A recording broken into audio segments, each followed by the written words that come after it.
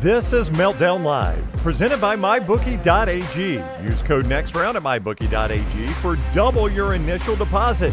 You sign on to make a deposit, they double it with code NEXTROUND at MyBookie.ag. Bet anything, anytime, anywhere. MyBookie.ag. Welcome in, ladies and gentlemen. Happy to have you here with us. We are The Meltdown, and we'd love your subscription. If you love all things movies, television, music, pop culture, you love rankings, you love out of the theater reactions, you love reviews, we are the place for you here on The Meltdown. Thank you so much for your loyal support. I am Tim Melton. We are broadcasting in the Culver studio. It's time to get to our cast of characters, including the lovely E.G., who's here with us in studio yet again. E.G., how was the weekend? It was very fun. Another wedding. Shocker. And that puts me at my 4th wedding since January. Well, you know, yeah. It's a lifestyle choice for sure. It is. It is. How many more do you have to go? 3. Oh, wow. 7 weddings. 7 weddings, yeah. Wow. That's what happens when you're such good friends with everybody. Right? You end up in everyone's wedding there. No, that really is. It's a blessing. Trust me. Those bridesmaids dresses, we'll totally wear them again. You're basically living out the plot of 27 Dresses. I love that movie. Yeah. Well, that's why I brought it up, because we've pulled it a couple of times, I feel like, from the mystery boxes, and every time it's in like a pink case, and immediately you kind of know what it is. Yeah, and I'm reaching the point now where my bridesmaids dresses are the same exact dress, just in different colors. So one shoulder with a bow, very in this year. You haven't been able to double up on the bridesmaids dresses? That would be nice, right? It would be so nice. Okay. Unfortunately not. We'll check back in with you here in a couple of minutes, see if you still have your sanity. Thank you. Let's head on over to Tyler Lionel Johns. Tyler, lots to get to in the entertainment world for sure. I want to start off with Sesame Street, because today headlines were made that Sesame Street has been saved by Netflix, as the new season will air not only on Netflix but also on PBS day in day. This is sort of a huge entertainment headline, because not only is Sesame Street sort of this legacy television show that looks like, it was really on the brink of not being able to produce new episodes because HBO didn't want it anymore, or Max didn't want it anymore. You also have a private-public merger for a television show that we don't normally see Netflix get involved in. What stands out to you the most about this deal or this news today that Sesame Street will continue on with brand new episodes? I think it's just surprising how much of a story it's been, because I don't know. I've just never felt much of an attachment to a lot of the PBS properties. They were around, but I didn't watch them very often.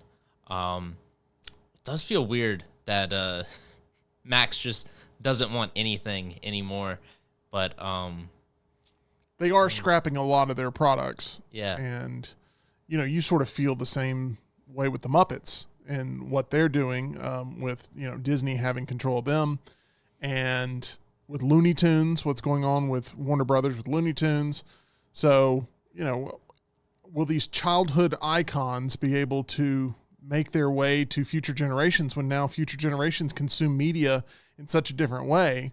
They're constantly swiping tablets, and they're not really watching. Like, Sesame Street is long-form programming for kids these days, and they're not able to sit down and watch those with the same level of attention span that they did 30, 40 years ago. So it's fascinating to hear that Sesame Street was saved, and it was saved by the group that sort of pushed the envelope the furthest to go to digital media, which is Netflix. And Netflix is now coming around and saving a legacy television show from halting production. So I find that very fascinating. Yeah, it's almost like Netflix originally put the knife in them, and now they're taking it out, and it's like, oh, we got you. We got you. We're helping you out. I know, it is very strange, isn't it? Pretty soon Netflix will start running theaters or something and be like, what's going on here? E.G., they won't do that. E.G., do you have a favorite Sesame Street character? Do you have one that jumps off the page at you? Big Bird was my favorite. Big Bird. I go to. Yeah, Big Bird's a classic. I like Snuffleupagus. Snuffleupagus? Yeah. I remember, I think it was Conan who told the story about he went on the set of Sesame Street, and it was really horrifying looking up in the rafters, which is where they store Snuffleupagus, because he has to be sort of held up there, and he's just kind of like dangling, he said, like a Hannibal Lecter victim. Ooh. So I always found that to be a funny story. I don't know. I like Oscar the Grouch. Oscar's great. It's tough to beat Oscar the Grouch. Cookie Monster. I do like Ernie. Bert and Ernie. Bert and Ernie, yeah. Yeah. I do wonder, like, if they could do an episode on the rate increases for renting, and like Bert and Ernie are like very upset about it, and they're thinking about home ownership for the first time or something. Oh. You know, that's probably already happened in some degree. They've got to pick up some gig work. Yeah, exactly. Make that happen. So they're fighting raccoons. That could be a lot of fun. This is going to be a big week for entertainment. Obviously, Memorial Day weekend is a huge movie weekend. We got Mission Impossible, The Final Reckoning coming out this weekend. We also have Lilo and Stitch coming out this weekend. It's going to be a big one. Lots of different flavors for people to enjoy. E.g., have you made up your mind which one of those two movies you're most excited about? I think it's Mission Impossible. The more I think about it, I had a lot of discussions with the family over the weekend about it, and while I'm excited for Lilo and Stitch, Mission Impossible is more my taste right now. From what I've seen, and this is not to counteract you in any way, because I am also looking more forward to Mission Impossible, Lilo and Stitch has been getting the better overall sentiment of reviews. Interesting. Of like, it's a crowd pleaser and all this stuff. And then Mission Impossible, it's been the people who are very high on it are very high on it, but there's a lot of other people that are like, it's pretty long. 3-hour investment here. I guess I'm the only one in here that's looking more forward to Lilo and Stitch. Yeah, I mean, I'm looking forward to both. I Yeah, think same. EG is as well. I think you are as well. I just, you know, if you're only going to see one of those movies, which one of the two are you going to go see? For me, it's Mission Impossible, but I'm looking forward to taking the family to Lilo and Stitch. They're very excited about that. One thing that I'm also happy about is the AMC app updated this month, and now I don't have to show my driver's license anymore when going. I still need to add my picture. Yeah, you need to do that because, you know, I don't know. How often did you get carded back when that was a thing that they always did? I typically just walk with like my wallet out and open and my phone like on the half of the wallet that doesn't have my driver's license, and I'll just like hold it out and they'll scan and look real quick. That's smart. Yeah. For me, it was always when I presented an ID, they would go, "Oh, we don't need to see that." And when I wouldn't present an ID, they'd be like, "Are you going to show ID?" And so That's the I worst. ended up in this situation where I couldn't pre-prepare for who I was going to run across personality-wise. It's kind of like, I hate to say this, but it's kind of like when you buy alcohol. Yeah. Like sometimes you find somebody that's like, "Look, I got to be extra safe," and I have no problem showing them my ID. Yeah. I have zero problem. But sometimes you go to show the ID without being asked, and they're like, "I don't need to see that. What are you doing? What, are you an undercover cop?" You know, it's like, no, anyway, I don't find myself in that situation a ton. But I always just walk with the ID out after my first experience at Vestavia. I got a cavity search when I didn't present the ID. yeah, it's like going through TSA sometimes to go to a movie. And I don't think that's a good thing for a lot of moviegoers, especially those that are like not trying to break the rules, but because there are so many people trying to break the rules, you know, it creates a little bit of an issue there for those that are just trying to use their subscription to their fullest. Well, the theaters also don't crack down on the people breaking the rules, so there's no incentive to actually follow the rules. Totally correct. Another thing about this app update is that now with AMC A-List, you can see 4 movies a week instead of 3.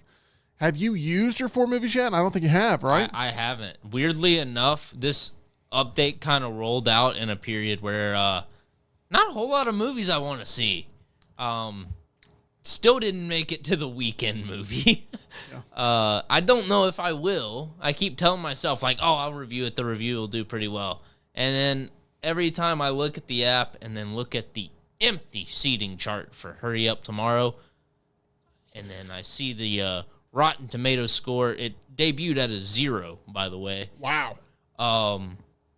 I just think, nah, not today. It's not worth it. I don't want to go in just to dog the movie because I know this is a movie I'm not going to like. You may watch you be like, "Oh my gosh, that actually blew me away. I got the vision, and it's so obscure that it really was artistic." And like, guys, you got to hurry up and see this before it sells out.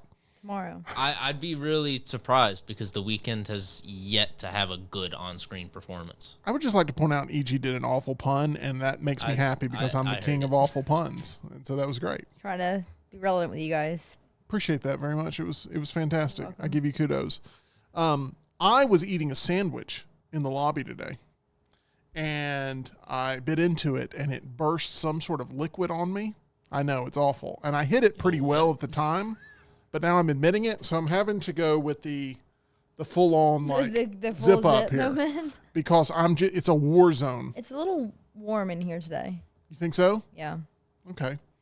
Try to hang with us here, okay? Don't pass out or anything. I will say there's one thing in the AMC app that really did excite me that may excite you, Tyler. There's a slew of double features being promoted, okay? Oh, I didn't see this. One is the Dark Knight double feature that still has not had any sort of details released on it. Now, will we get it here in Birmingham? I don't know. It could go either way. It could go either way. I don't know. We couldn't. It's not like it's a... Well, those are the two options. I know, but I'm saying that it's a coin flip is what I'm saying. I know. It's a coin flip. It could work out for us to where we're able to get this, but we don't even know which two movies they're showing, really. Is it going to be Batman Begins and The Dark Knight, or is it going to be Dark Knight and Dark Knight Rises? Don't know. We just know The Dark Knight's going to be a part of it. And we're supposedly a week out from this, and we still don't have any details in the AMC app. However, they've also announced a double feature of... trying to remember what it is. Oh, no. Hold on one second. It's with me. I know one of them. July, Dune 1 and 2, double feature. Tyler, your coming out. dream. Yeah. I'm in. That's in July. That's like a 5-hour experience. Yeah. The other double feature, Mad Max Fury Road and Furiosa, a Mad Max story. That trailer still makes In me August. so angry. In August. Furiosa one. Yeah.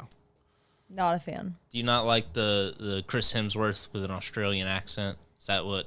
No, it Weird just, Joe. that whole vibe is like so silly to me. I don't like the Mad Max movies. So I really did not like Furiosa. I walked out not liking Furiosa and Fall Guy, and they both underperformed. And I was like, okay, people do have taste. Good. 'Cause these movies didn't do that well.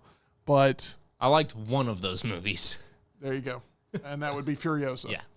But anyway, so couple double features there. I know they are also re-releasing Indiana Jones and the Last Crusade this summer, and there's some people that are excited about that. But you know, there does need to be a healthy marketplace for re-releases in the theatrical exhibition industry. I think so. It's a way to keep these from having these dead periods. Yeah. Like, why would you not want people coming in at a steady rate throughout the year instead of just coming in like May through August, and then maybe you get some trickles here and there throughout the other months? You know, it should be year-round on people's mind for sure. Just like I mean, that's what Blumhouse figured out. Just put out a horror movie every single month in the theaters, Right. and people will go see it, and we'll have a steady income stream throughout the year. You're right. I mean, Blumhouse, love them or hate them, they know what they're doing when it comes to marketing horror films in particular, and doing it for really low production costs and really high rate of return. So I will say Jason Blum had nothing to do with the top movie at the box office this past weekend, and that may sort of equate to some of its level of quality, because I'm kind of getting burnt out on the Blumhouse methodology. But Final Destination Bloodlines made $51 million domestic, over $102 million globally in its first weekend.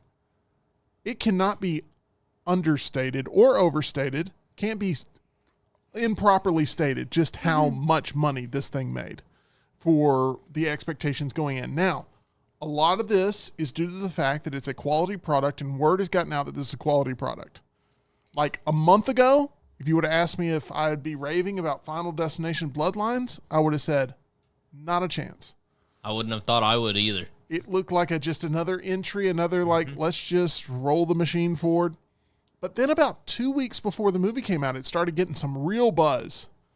And then the Rotten Tomatoes score hit, and it's like, dang, mid-90s for Final Destination Bloodlines, and what am I missing here? And really went in and was so happily surprised of how much I enjoyed it. Like, really had a great time with it. I've recommended it to multiple people. They've checked it out. They love it. And if you like horror movies, that's the first step. Okay, got to check that box. I think you're going to like this movie, Final Destination Bloodlines. It is the second best horror movie of the year, behind Sinners. It is also the second best movie of the year, behind Sinners. So, Sinners really helped with getting everybody re-energized to go to the movies, to where something like Final Destination Bloodlines really benefits from Sinners paving the way to get people there and in the horror spirit and excited about going and checking this one out. So a really successful opening weekend for Final Destination Bloodlines. There was so much love put into this entry, and I'm really happy to see how well it's performing here in its first weekend. I love when quality films see the reward of the box office numbers coming in, and that's what we saw here with Final Destination Bloodlines. I know you're going to have a lot more to say on Final Destination Bloodlines as we go through today's episode of the show, Tyler, but just looking at the numeric results here, this is pretty exciting to see this movie doing as well as it's doing. Absolutely. This definitely surpassed my expectations of how well it would do, and just goes to show what putting out a good product that gets good word of mouth will do. It gets people excited to go to the movie theaters again. This could have easily just been a $20 million opening, very quiet release, but it was marketed well. It was well acted for being a Final Destination movie, and it's just a great time at the theater. A week ago, we were debating what would be the top 3 movies in order. Yeah, I missed big time. What was it, the anime one? Yeah. It happens. It does. It happens. So, little caveat to that release. I wasn't paying attention. First night of that release was on a Wednesday, so it's not included in the weekend box office. That can definitely affect that. That definitely affected it, and also completely overestimated how many screens it would get. It did not get nearly the amount of screens as I thought. Well, it happens. It was a big swing, and if you had hit, you would have been looked at as a genius. Yeah. Like, oh my gosh, Tyler was way ahead of this. So, some of those you hit on, some of those you miss on. I wasn't necessarily going to point it out. I was just going to say that I am happy to know that I was correct in my 3, but it was close. Yeah. Because that's really where the debate came in, right? Would Final Destination be able to find a stranglehold on the box office? Looking back a week ago, the conversation seemed silly, but really what I was thinking was, like you said, this is a movie that could easily make $20 million opening weekend. And would Thunderbolts fall far enough? And it really didn't fall too far from that thought of it being competitive with $20 million, but it did fall about 50% to land in the number 2 spot at $16.5 million. In the number 3 spot, holding just so well, Sinners, best movie of the year, $15.4 million. So these are neck and neck, Thunderbolts and Sinners. They remain that way, but Thunderbolts has never lost to Sinners in a weekend. Could that change next weekend? I think it could. I think Sinners could actually make more than Thunderbolts next weekend. The question was, when could they possibly swap position? That could be the case there. But, Sinners has done incredibly well. Domestic Thunderbolts is a little bit stronger when it comes to the global total. But Thunderbolts in the number 2 spot, Sinners in the number 3 spot. A Minecraft movie remains in the top 4. It has been out for 7 weeks. What's important about that is our favorite studio, Warner Brothers, is holding 3 of the top 4 spots right now. Mm-hmm. And they've had hit after hit after hit. Minecraft movie, certified hit, right? You may not like it. You may still be angry about, like I had my nieces and nephews, right? They were at this birthday party I was at, and they were talking about Minecraft, and I walked up and I went, "Chicken jockey." Yeah. And they were just like, "Get away, you loser." Oh. And I was like, swing and a miss there. I really thought that was going to go. It did not. They looked at me like, "You're not allowed to say that." Oh no! If you're over 6 foot tall and you have a beard and a mortgage, you can't say chicken jockey. I figured that out. Anyway, so did you sing Steve's Lava Chicken? I did not. That might have won him over. Is a Minecraft movie still your least favorite movie of the year? Yes. It is. Well, actually, no. Sneaks. Sneaks. Sneaks is my least favorite. It took me a minute. Okay. But yeah. Yeah, Okay. Sneaks is my least favorite. Okay. Well, we'll see. So you preferred Woman in the Yard over Minecraft movie? Yes. Okay. That's bold right there. A Minecraft movie has made a ton of money. It will not, I don't think it's going to reach $1 billion. It's at It's so close. 922 million worldwide, but it's had a pretty good mix of domestic and international, almost 50-50, about 45-55 there with its take. But Sinners still absolutely crushing. It added 16 theaters in week number 5, and that is because it got a lot of those IMAX 70 millimeter screens that were meant for not Thunderbolts, but Final Destination Bloodlines, which means that Final Destination Bloodlines actually would have made even more money had they not had to sacrifice some of their screens to Sinners there. Thunderbolts is not holding especially well. Superhero movies are kind of front-loaded to begin with. A lot of people are making comparisons to Captain America Brave New World of like, how is Captain America Brave New World outpacing Thunderbolts? Well, it's very simple. Captain America Brave New World came out first. People saw it and they went, I ain't seen another Marvel movie for a hot minute. And that's affected Thunderbolts. If it had been the opposite way around, people would be going like, oh, Captain America Brave New World not making as much as Thunderbolts. Plus, not to mention people know who Captain America is. I was going to say. People don't know or care who the Thunderbolts New Avengers are. That is correct. Much more marketable franchise because there's been multiple of them.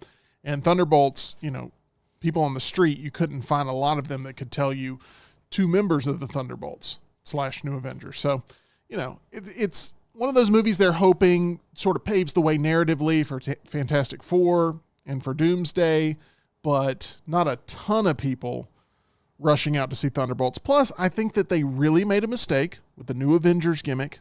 I don't think that provided the shot in the arm that they thought it would, of like after weekend 1, literally the day after weekend 1, we're going to unveil the biggest sort of plot thing of the movie.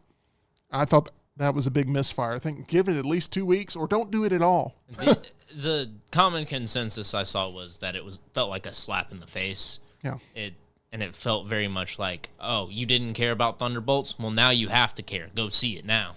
Yeah. Before we spoil the rest of the movie. It did not become a moment, and it is a movie that's got a pretty low ceiling right now. But Final Destination Bloodlines, how well will it do in its second week? I think it will hold tremendously well, and that is with stiff competition, right?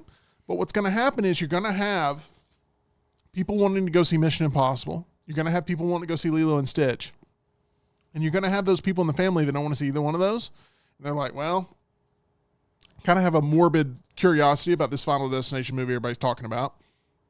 I think it's going to hold really well during Memorial Day weekend. Or you end up with a juror number 2 situation where there's so many crowded screenings of Lilo and Stitch and Mission Impossible that anybody who just wants to have, that second armrest goes and sees something like Final Destination or even Sinners. Yeah, maybe so. The Accountant 2 holding really well. Only a 26% drop weekend over weekend, as it last week was in the number 4 spot, this week in the number 5 spot. It has made near $60 million domestic, and they'll be throwing that thing up on streaming, and it'll do really well there. It'll do good numbers. You've been, very complimentary of this movie and the approach that they've taken, and it looks like it is being rewarded by people consistently going and showing up to watch it. Yeah, it's not necessarily a movie you've got to go out and see immediately, but I think it plays better on the big screen than it would on the TV, and it's just a lot of fun. It's just a fun action buddy comedy kind of movie.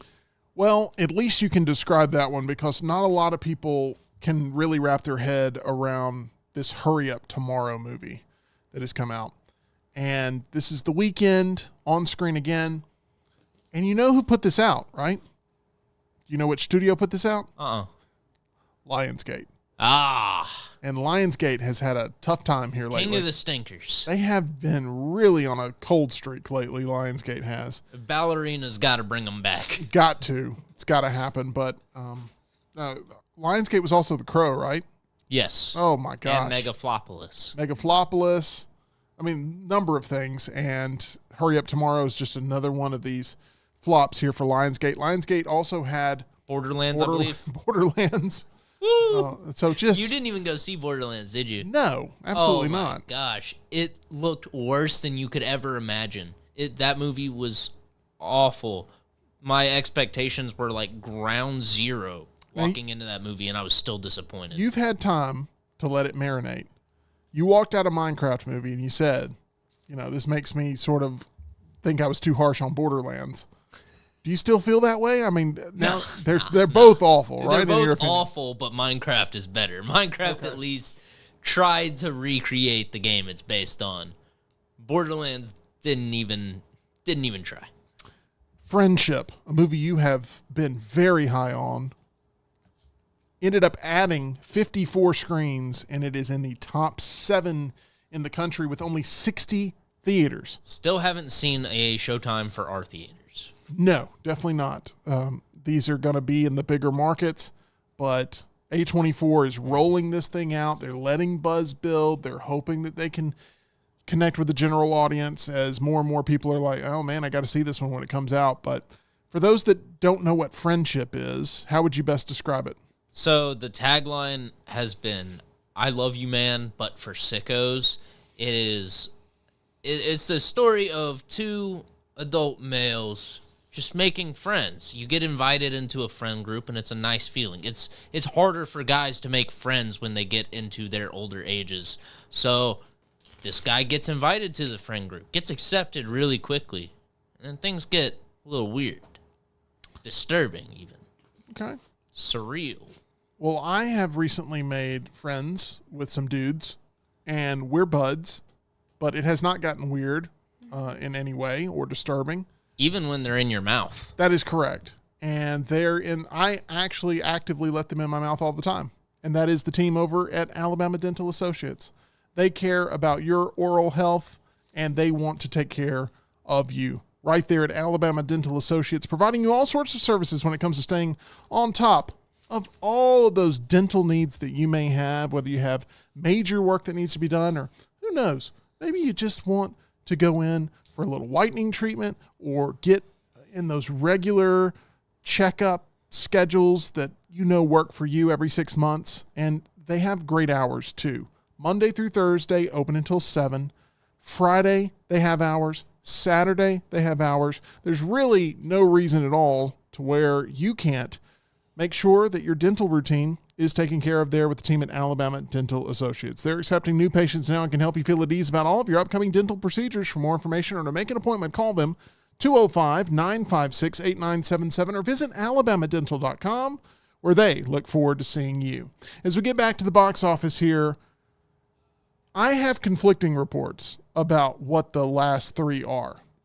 Associated Press tells me that Kiki's Delivery Service is in the number 8 spot.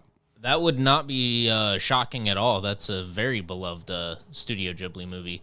I don't have it on Box Office Mojo, so they might not include Studio Ghibli, or the Ghibli Fest screenings, rather. So they actually, the Associated Press says Clown in a Cornfield's number 8, Kiki's Delivery Service would be number 9, Until Dawn number 10. And then Box Office Mojo has Clown in a Cornfield at number 8, Until Dawn at number 9, and then The Amateur at number 10. So, take it for what you want. Box office reporting, as always, there's a little bit of a gray area there. Nothing is set in stone, but that's how we round things out. I am surprised. If there's one movie I'm surprised you have not seen so far this year, it's Clown in a Cornfield, because I feel like that sort of like schlocky horror movie that, is it good? Is it actually awful? I don't know if this thing's good or not. I really don't. And I wouldn't trust anybody other than Tyler Lionel Johns to tell me. So I had originally planned to see this early access, and then everything I saw coming out about this movie was that it was a hilarious horror comedy. And then I just said, no, thank you. I've had enough horror comedy for the year. There's been a lot of bad horror comedies I've had to put up with, whether it's, Finn Wolfhard or Hard Eyes. I'm just done with that subgenre unless it looks genuinely entertaining. I don't think Clown in a Cornfield will be a better movie in my eyes than Death of a Unicorn. So I'm just staying home for that one. I hear you. I like the decision. Good stuff there. And if it changes, let me know. But I know it's going to be a very busy weekend at the box office. And if you're going to see anything over the next few days, I know tonight you're going to the Scream Unseen potentially. Unless you get tipped off that that's not something that you should be doing. I hope that's not the case. You have a couple more days to traverse the theatrical landscape the way that you're used to, which is empty hallways and, prime lines. service there. Well, I don't know. For a while there, you couldn't walk around because of all the chicken jockeys. That is correct, but that died down after about 2 weeks. Yeah. About 2 weeks. And you've had from then until now to get back into it. But Memorial Day weekend is going to be crazy at the box office, and that's not a bad thing because we love movies and we hope that they're supported. I have seen reports that, and I don't know if I can't verify these yet. Hopefully, Tyler, you can fact check me. But Amazon Prime members get early access screening opportunities to Superman. Is that accurate? Ooh, I'm an Amazon Prime. So member. Amazon Prime has a feature where they will announce early access screenings for Prime members. They did The Accountant 2 because that's an Amazon Studios movie. And there hasn't been any official word yet. I've seen... So there's a sort of newsletter that's gone out from Amazon Prime suggesting that there will be a Superman Prime members early screening on July 7th. No official word. Okay, keep me posted on that. But that is what I have seen. I think, even if it costs me money out of pocket, I think I'm willing. Well, I wouldn't think it would. I think you just... Do you get a ticket, or do you just get the opportunity to buy a ticket? I think you get the opportunity to buy a ticket Oh, if you're a okay. Prime member. Oh, okay. Yeah. I think it's like you get a chance to actually purchase tickets through them, Yeah. which would be outside of A-list. So if I have to purchase to see it a few days early, am I willing to do that? I think I am. So keep me posted on that. Tomorrow we're going to have Tyler's Tidbits. He's going to be putting those out there on display for us and giving us a slew of entertainment headlines for us to digest all at once. And we are looking forward to that. And I already know maybe a couple little things that are going to be on there. And I'm very excited about tomorrow's episode. So make sure you are here for that. 2 o'clock Central, 3 o'clock Eastern. But I was watching YouTube this past weekend, and I noticed that Mission Impossible is doing this. And also Warner Brothers is doing this with Final Destination. A lot of movie studios lately have realized, like, hey, on YouTube, we can throw up marathons of our former IP or former entries in our IP to get people excited to go see the new thing. So Mission Impossible is showing different clips that have been pulled out that make you excited to go see The Final Reckoning. So they're showing you, hey, here's a scene from Mission Impossible 5. Hey, here's a scene from Mission Impossible 3. Hey, here, you never know what you're going to get. So you just keep watching because you're like, it's almost like a slot machine effect of like, oh man, I wonder what clip they'll show next. And they've done the same thing with Final Destination. The problem with the Final Destination one is they're showing all these clips from the previous movies, but they've edited out the kills. Oh. That's the thing you want to go back and watch. You don't want to go back and watch the dialogue between Mary Elizabeth Winstead and the goth kid from Final Destination 3. Yeah. So it's like the perfect, if we were to introduce EG to the Final Destination franchise, it'd be the perfect way to introduce her because there's absolutely no Gore. There's no gore. There's nothing. I think she might react better to the kills than she would that cringy acting. Maybe so. But I'm watching the roller coaster scene from Final Destination 3. Is that right? Yes. Final Destination 3, I'm watching the roller coaster scene, and we're getting to the part where, okay, things are about to start happening, and it's just like a bunch of weird jump cuts that like ruin the whole pace of the scene because they can't show any of the violence. I also imagine they're trying to keep it within ad guidelines so it's monetized as well. Yeah. There's one character who's meant to be like kind of a nerdy character who thinks that they're like super fly, you know what I mean? And he wears a bucket hat and glasses. He's that kind of guy. And he's the whole time on the roller coaster, it'll cut to him randomly, and he'll just be screaming at the girls in the row ahead of him to like take their shirts off. Yeah. And that's very odd. Yeah. It's it doesn't work well. Like, I've seen it happen a bunch of times now where studios are releasing their sort of marathon clips, and it's not working well with the Final Destination ones because they're not showing anything that actually makes you a Final Destination fan. No, they all had that like OG Spike TV feel to it. They all did. I've never been a huge Final Destination fan. I was not attached to the original that came out in the year 2000. I was always more of a Scream fan. I feel like there was people who definitely enjoyed both, but like you kind of chose which brand you were going to go with, Final Destination or Scream, like which one was going to be your thing. And I mean, Scream was always more my thing during that era. So it's kind of been nice to watch a really, really good Final Destination movie, Final Destination Bloodlines, and kind of go back and sort of get a couple of hits of not nostalgia, but like sort of completionist territory. And Tyler did that long before I did with rewatching each one of these before Bloodlines. And I have tasked him with the Meltdown Countdown of basically putting these movies in order from worst to best, starting with the 6th spot, going all the way to the 1st spot. There have been 6 Final Destination movies. There's going to be a whole lot more after the success of this one.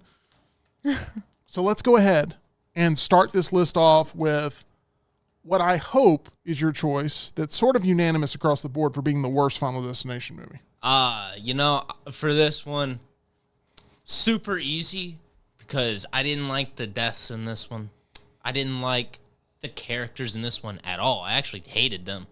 And it goes back to having that sort of OG Spike TV feel where it's super graphic in both the sense of it being violent and also being oddly sexual, as I put last week. And that is The Final Destination, also known as Final Destination 4, if you're not a studio exec with poor naming skills. Yeah, I mean, I was going back and revisiting all these this weekend, and 4 stood out like a sore thumb. It's rough. Because a lot of the movie is trying to show off 3D technology that no longer exists. Yes. And it's very jarring. Like, you clearly see that they're doing gags to try to make you, ooh, it feels 3D. very Saw the final chapter. It does. It does. And it just doesn't hold up. If there's one movie craze that I hated in the mid-2000s and early 2010s, it was the 3D push. Hate 3D. You need to see this in 3D. Go see this in 3D. And the movies that leaned into it have aged awfully. Yes. And the movies that didn't lean into it, but that you were charged for without them putting any effects on the screen that make it worth seeing in 3D, where you're just basically watching it blurry the whole time. I've never been a fan of the 3D gimmick. Now, VR, eventually, would I like to watch movies in VR? Maybe. That could be cool. Totally immersive, like you can kind of look around and you're in the movie. You're kind of. Ooh, that's kind of spooky. That's going to happen.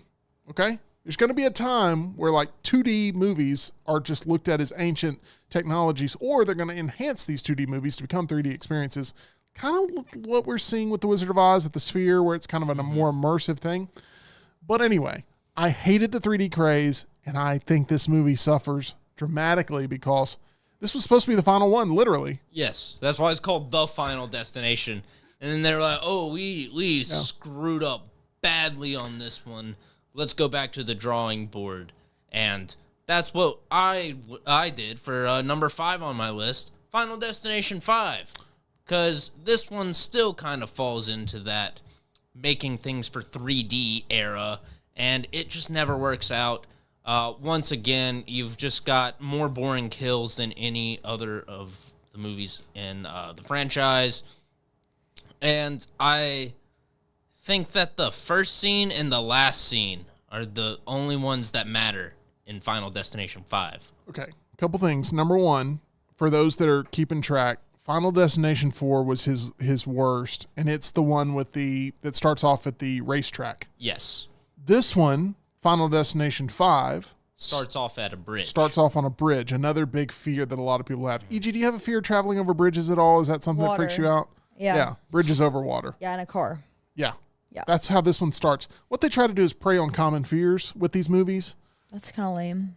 Well, But it works. It works because what the tension you get is like the bridge is starting to become weak and vulnerable, and you know it as an audience member, but the people on the bridge don't know it, and it's kind of like one of those things. Yikes. So it's kind of freaky. But in Final Destination 5, this is the one with the gymnast routine. Yes. I think that's a great kill. I thought it was all right. You thought it was just all right? The nail, there's a nail Yeah. on a balance beam, and you're just watching this nail the whole time, and you know it's going to end up in somebody's foot. And when it does, and it sort of sends off this series chain reaction, and then you have the person doing the flips ends up landing awkwardly. I don't know. I think this one has.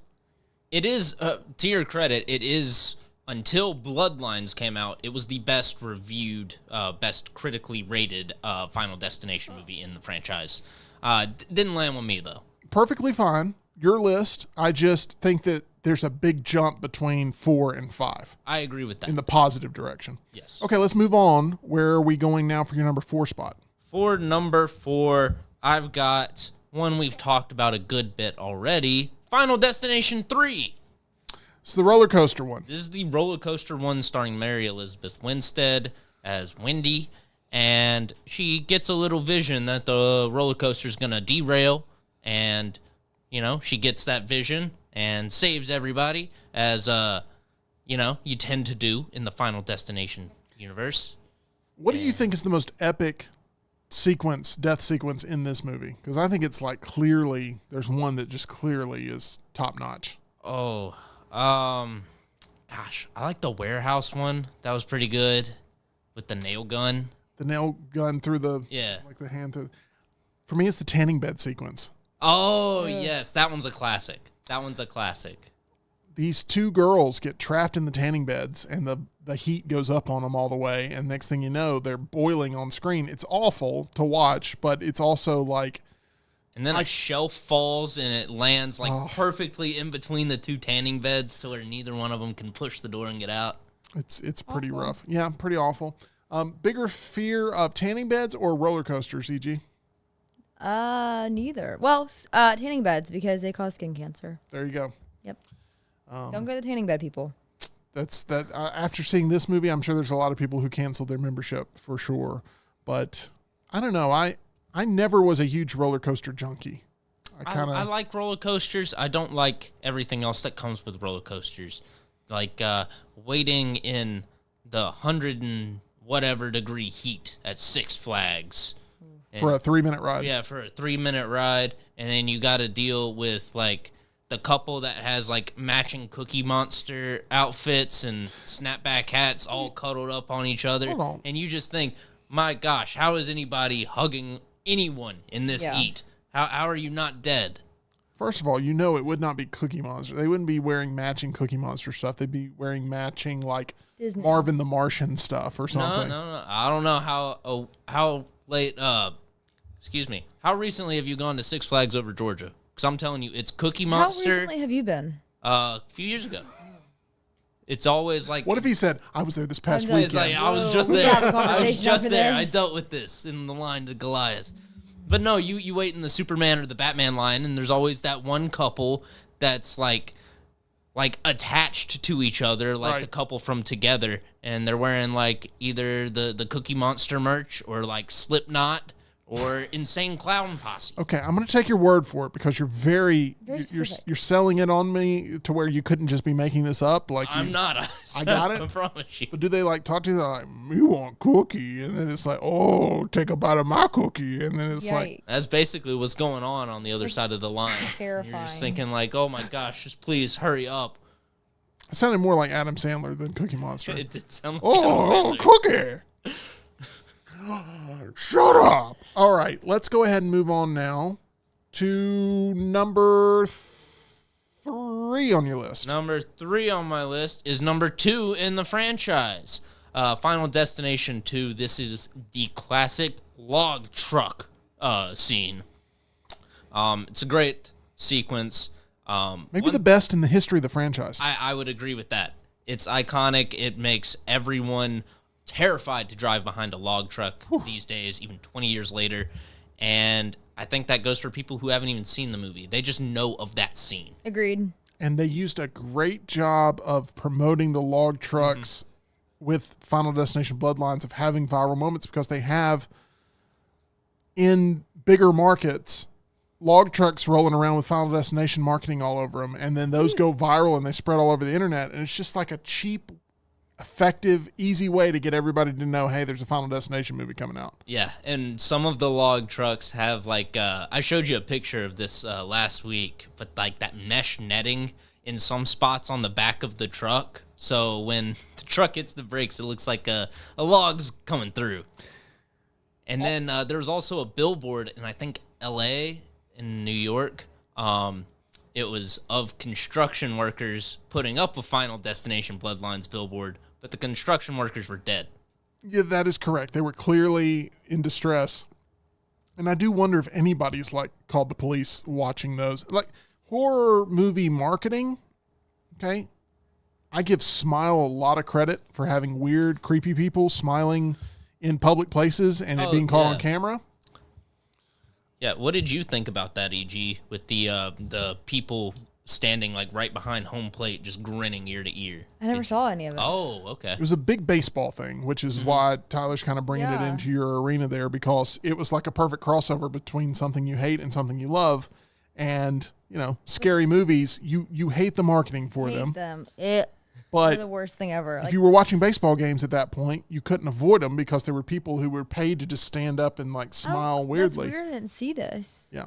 When was this? Like within the last couple of years? So this would have been... That would have been, what, 2019? Was I that was was that when watching- Smile 1 came out?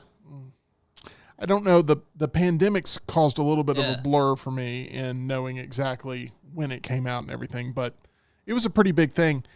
They would be right behind home plate. Just perfect view of the camera. The Strangers Chapter 1, there was like random sightings of like people dressed as the three killers in random places and stuff.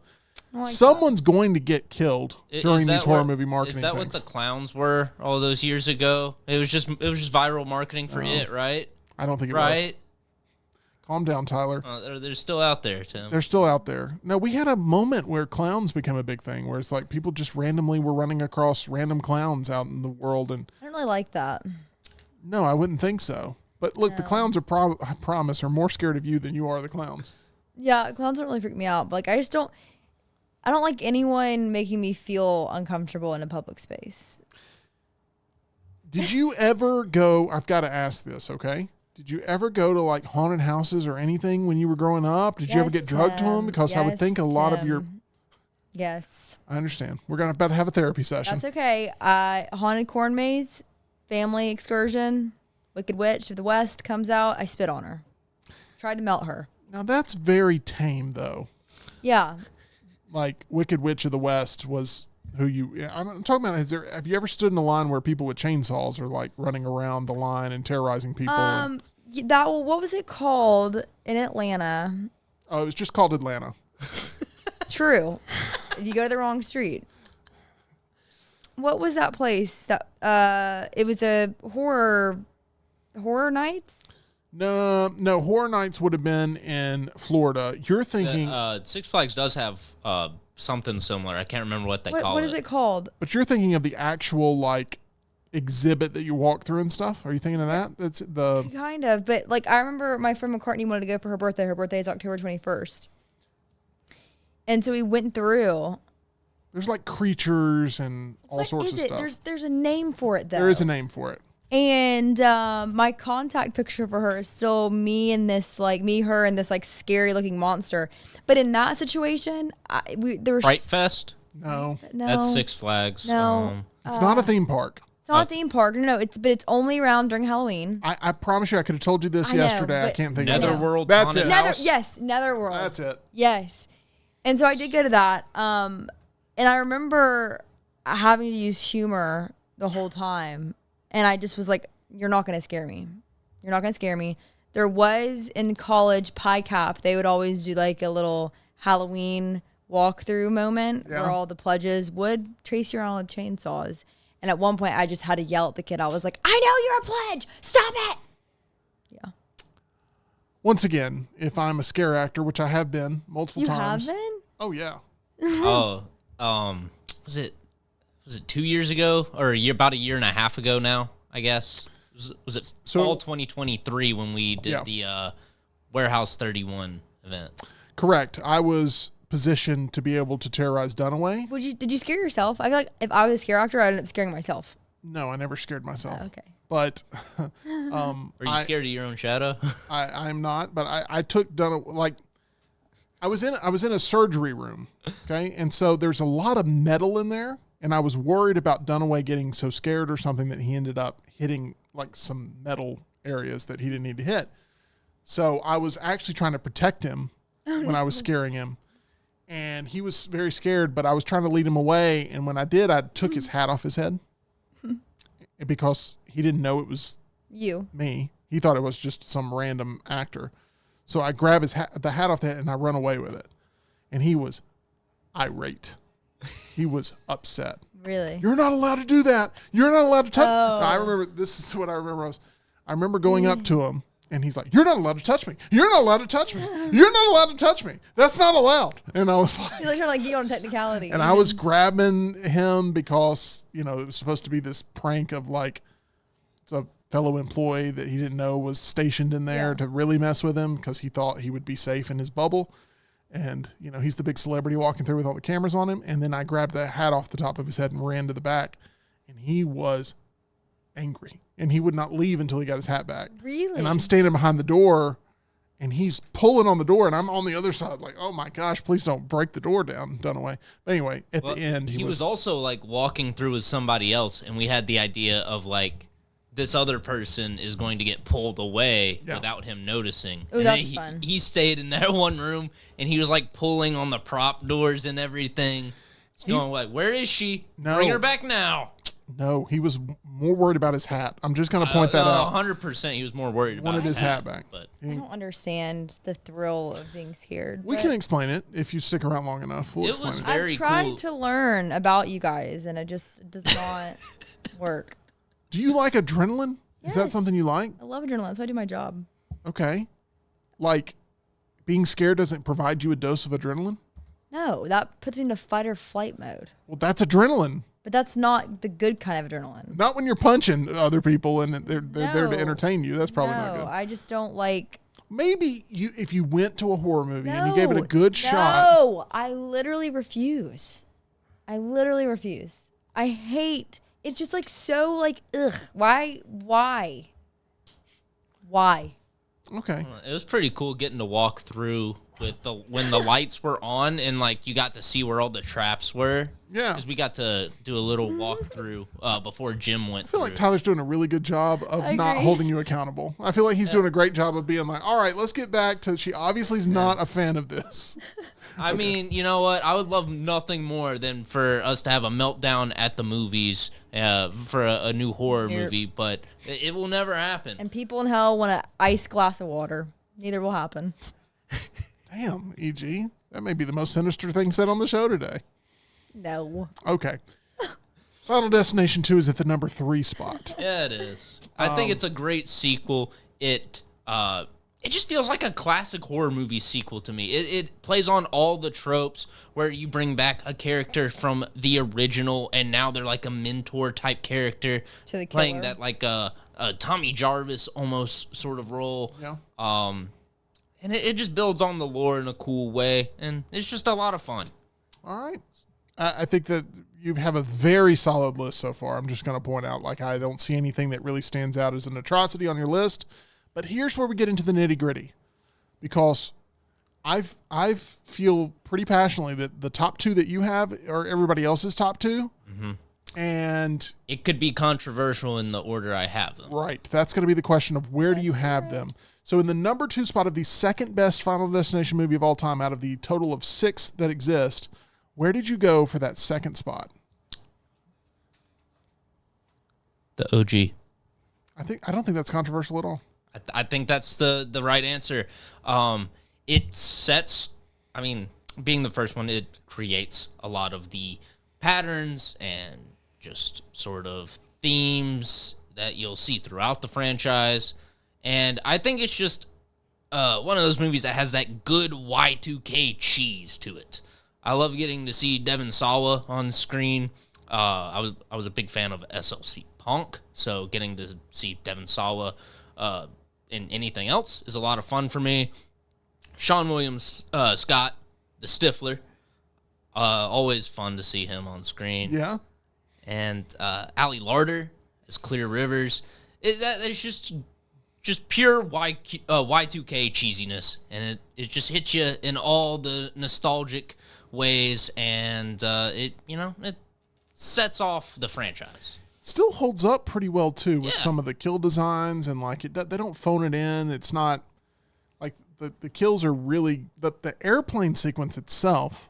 That airplane sequence Holds when up I was really going well. back through the franchise is a lot better than I remember it. Yeah, it really does hold well. This movie was something that, because they put so much craftsmanship into the original, it's been able to exist now for 25 years. Because that first one did have a sense of quality associated with it. So Now, it wasn't just a throwaway movie. True. There was some goofiness to it, but it was well crafted overall. Mm-hmm. Like, oh gosh, I forget the character's name, but it's the "you should just drop dead" scene from the original. Where she, bam. Yes, Holds up well. It holds up so well, and then later on, they double down on that by having Stifler next to the train, going, "You're dead. You're gonna be next. You're gonna be next," and then the train kicks up a piece of metal. And then off goes Stifler's head. Yep. All of that holds up so remarkably well. It's goofy, it's cheesy, but it lands perfectly. It does. It does for what it is. It delivers. And, you brought it up last week, but I rewatched it, and the bathtub sequence. Oh, yeah. Like, I'd never really thought of being able to, go that way in particular. Like, normally when you think about death in a bathtub, you're thinking of drowning. But slipping? falling asleep or slipping and hitting your head, or you're not really thinking about being choked out by the wire in there and it being too slippery for you to grab your footing. And then the way the eyes change, it's man. It's Like, dramatic. That was the one that always impacted me the most when I was younger. Yeah, that's a big one. Real quick here in the chat, if you are a fan of the Final Destination franchise, how would you rank them? We would love to hear from you in the live chat. If we have time here at the end, we'll get to as many of you as possible. Maybe you just want to throw out what your favorite one is. Let us know. Because Tyler's about to throw out his favorite, and it is the one we have seen most recently. Final Destination Bloodlines. It's great. Now, most of this list kind of just fell into place. But I kind of toiled over this last decision. It's like, well, is it just recency bias, or is it genuinely a better movie than the original? And I think it is. I think they took that formula from the original Final Destination, all the different elements that I love about it, the comedic goofiness and just the over-the-top nature of the kills. And they just sort of synthesized that down to the perfect formula. And that's what they executed Final Destination Bloodlines with. I don't necessarily want to say who it is, but you're going to know, and the people who've seen the movie is going to know. Yeah. But there's one character in this movie that really stands out, of like having the best interaction with all the other characters and like being really funny. Almost felt like a little bit of a Kieran Culkin type performance, if you know what I mean. So, like Eric with the nose ring was the first person I was thinking of there, because he definitely has that more blunt Kieran Culkin side to him. But I also think Bobby, Eric's brother, was also great. You think so? I think so. He was great. So I agree, but I actually agree, and together they're really, really good. So I'm not going to totally disagree that it's a little bit, maybe the gap's a little bit closer than I once gave it credit for. But there's some sequences in this that I would have to go into full spoiler territory to talk about just how dramatic they are. But maybe my favorite kill sequence in the entirety of the franchise, maybe second behind the logs, if I'm being honest. Second behind the logs exists in this movie. And it is very magnetic. It is extremely... I was about to make a hint. It is extremely fascinating how it all happens and how everything sort of transpires. And there's a couple moments, I think you'll know which one I'm talking about, where, you know, it's pulling your attention in different directions, and you just think, no, not there. They're not doing that. Don't take me there. I can't believe they're doing that. Yeah. So Final Destination Bloodlines, if you haven't seen it, it could very well be your favorite Final Destination movie of all time after having seen it. It was for me. It obviously is for Tyler with this Meltdown Countdown. And E.G., the next Final Destination movie you see will be your first. I'll never see it, Tim. That is correct. But, you know, we'll just keep beating that drum there. Just no. I mean, what do we have to do to get you in a horror movie this year? We've gone Impossible. over this conversation a million quadrillion times. She said she wouldn't see Terrifier 3 for $10 million. No. That blows my mind. Okay, that's Terrifier, though. That's just, like, kind of gross. Wouldn't do it. I mean, then out of my stubbornness, I simply would not acquiesce. $10 million? No. what about something more all low-key, hypotheticals. like Annabelle? All You hypotheticals. say all hypotheticals, but you really turn it down? I mean, that's a real answer we're looking for. Forget the question. I mean, Yes, I would turn it down. you turn it down. Yeah. Okay. That is you staying true to your spirit of being anti-horror movie. Yes. I'm counting down the days to July because that's really when the Halloween season kicks off. And like we get Halloween for July, August, September, October. I mean, we start seeing y'all stuff. Get it for a day. October 31st. No, we start seeing things in store come July. It's ridiculous. But It is not ridiculous. Well, when do you start listening to Christmas music? like a normal person, December 1st. Yeah, you kind of walked into that one. Oh, so you get 25 days? I thought it was just a day. Well, considering it's Jesus' birth, I will take the full 25 Don't days. pull the Jesus I card did on me. it. Okay? I did it. You did it. I did it. Okay? Just do it. See, she's celebrating the birth of Christ, and you heathen, are celebrating demons and ghouls. I'm not celebrating demons and ghouls. How did you turn on me I know. when you are excited What is about happening what there? did you do, I'm Tyler? just cracking That jokes was here. crazy. I start watching horror. I watch horror movies year round. Nobody. Listen, I like a cozy fall moment. Okay, well, I don't think a venti pumpkin spice something is going to be the equivalent to what we're jiving with That here. is Okay? what I was. That was my moment. I was like a nice cozy fall drink, bev of choice. I like What- an uncarved pumpkin every now and then. Me too. What Yeah, was oh, that me drink too. she brought in for you the other day? Realize she just told on herself right there. I was mocking her. I said, She, me that's too. totally my. I Yes. agree. Yes. Yes. No, I brought you a Slay fabulous Queen. drink. I brought you a fabulous drink. You did, I'm still recovering. What all was in that, Tim? Because Sugar. Lots of sugar. I think Sugar. she was listing out the ingredients, and it just Well- sounded like they dumped the whole menu in there. This was the thing. Looking back at the text, I really did misinterpret it. I thought you just wanted. Okay, I am telling on myself. When I read the text, it said large black coffee. What did you even say? Or with extra cream, extra sugar. I said, I just want a large coffee with extra cream and extra sugar. Just like a standard plain Jane Yeah, I didn't house get that. blend. I didn't get that. Just basically a black coffee with extra cream, extra sugar. I That's didn't get fine. that. No, I And thought. you come in and there it's bedazzled. Okay. Yeah. It's got my name on there. Okay. It's got this extra layer of, Just zhuzh. yeah. And you're like, okay, I got you and I can't even repeat the words because I don't even know what they mean. It was a venti brown sugar espresso, 2 espresso shots. I did a double with classic brown sugar syrup, cream, a little bit of this, about cinnamon on top. It's not that it was bad. It's just that the further I went down, the more sweet it became. All that syrup and sugar just sinks to the bottom. And so I would forget. I would take a sip going, oh, man. And Yeah. I'd be working and then I'd grab it again and take, and I'd be like, oh, it got worse. And I just did that over. It was like I basically was taking a bottle of syrup and just, I'm Yeah. not going to act it out, but I was just like, Yeah, yeah. You know? It's a lot. It's but I okay, that's going to end the show today.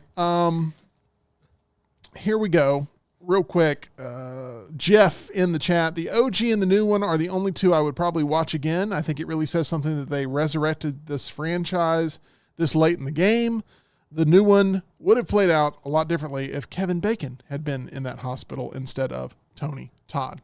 We also have Smuff saying, I listen to Christmas music approximately never. Christmas music is overwhelmingly awful. Same here, Smuff. Now, look, this is what people like EG do to create division with Halloween people. Okay, let's hear it. Halloween people. I love Christmas time too. Yeah. Halloween's better, but I love Christmas time I too. didn't bring in Christmas. Let's let it be known.